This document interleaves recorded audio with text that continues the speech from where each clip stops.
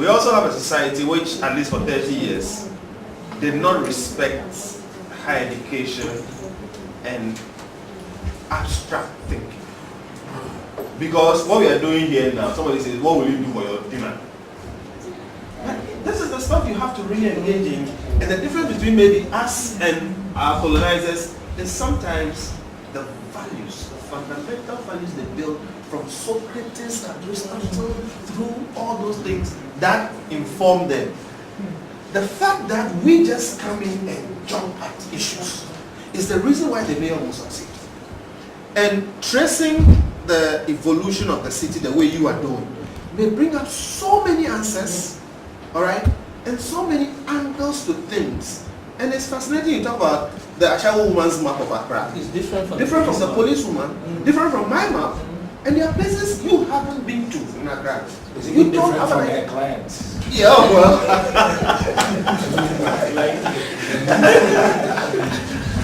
And it's different from the mayor's own. From the vulcanizer's map.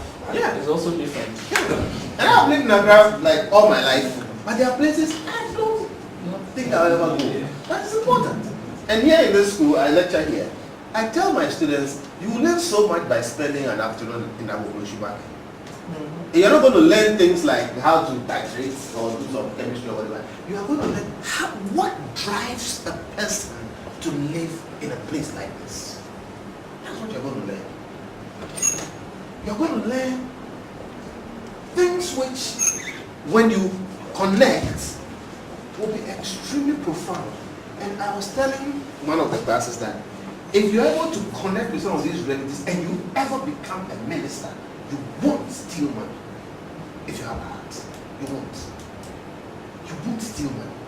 Well, not only that, but also you have a better understanding. Yes. I'm assuming you became the mayor or whatever, you would have a better understanding of the problems that will confront you, no matter which portfolio or leadership position that you have to deal with. Because if you tie that to what Atu was saying about the Kinky Seller, you started at as a nucleus. And you did the same with Abubloshi to some seller of yams.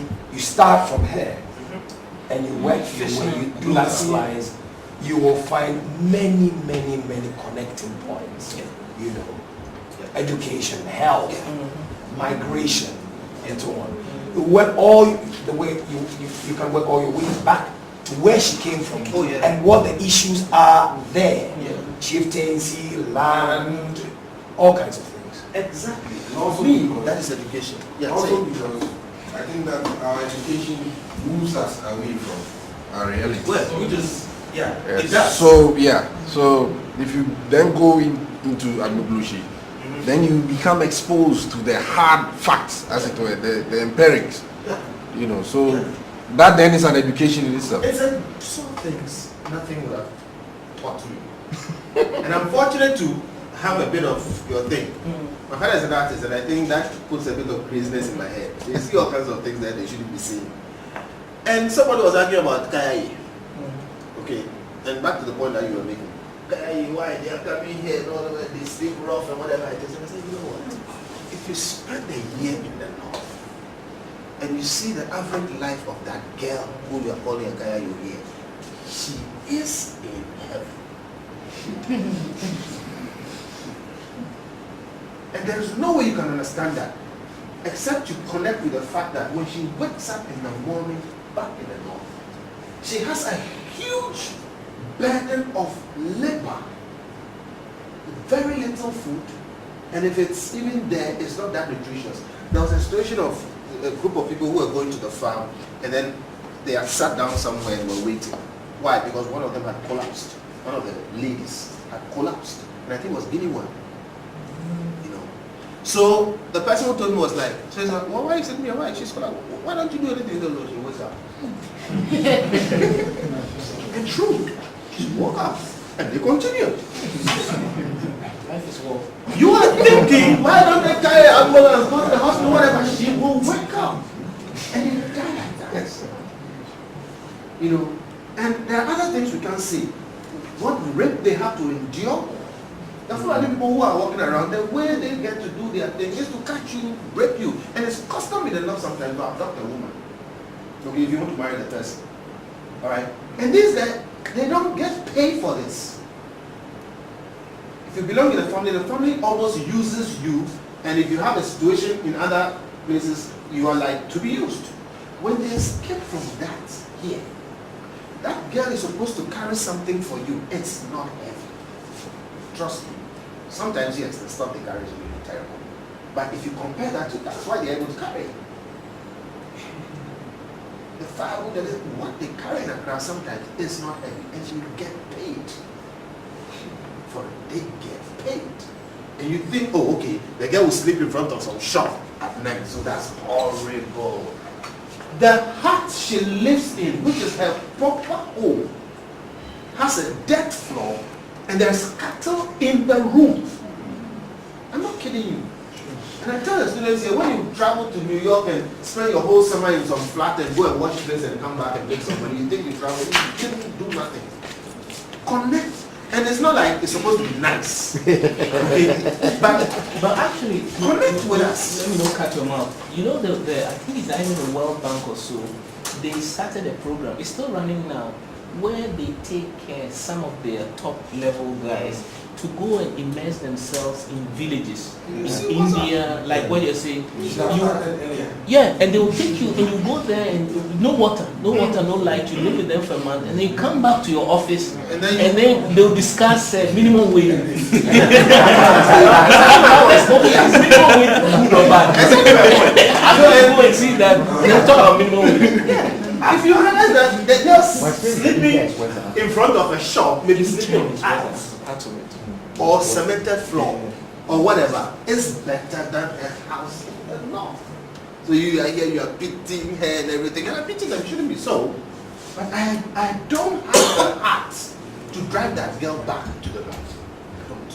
So the thing is, what do you do about it? Because I also don't think you should all be talking down here. That's why I think that when we get that kind of lateral exposure, it will make us different. Okay, it surely will make us different. But yeah, that's what your stuff breaks up.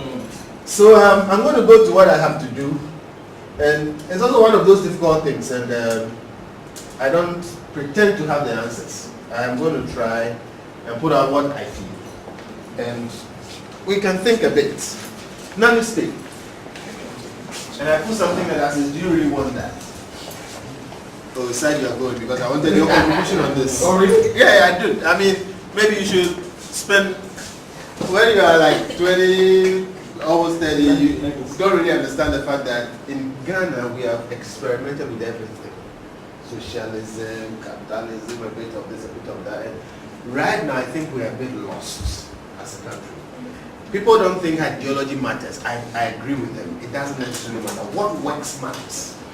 But what works must be rooted in a certain set of values which ultimately cast themselves as ideology anyway. So which one? Because capitalism is under threat now. Socialism is over. Communism, the verdict is out. So now you stay, and I'm going to try and rush through so that we can get the benefit of their thinking. And the question is, do you really want that? I ask this question because many young people don't pause to think about it. So what is a nanny state? So I got this definition.